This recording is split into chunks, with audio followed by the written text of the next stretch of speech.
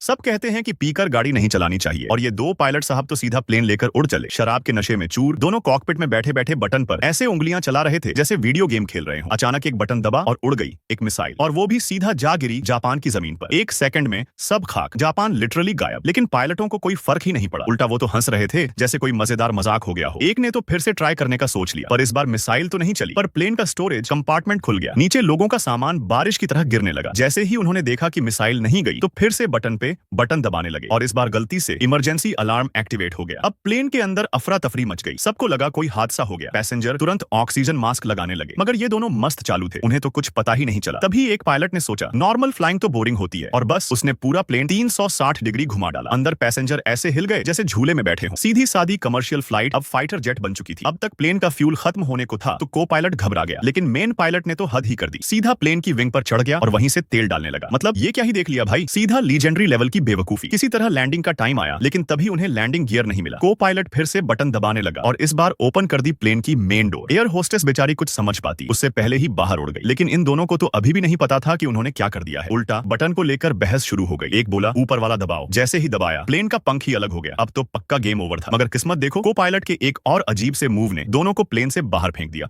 और पैराशूट से बच भी गए। तो ये दोनों तो किसी तरह बच गए, लेकिन पैसेंजर का क्या, वो सब तो तबाह। और ये दो जनाब फिर से मस्त होकर बियर खोल ली जैसे कुछ हुआ ही नहीं।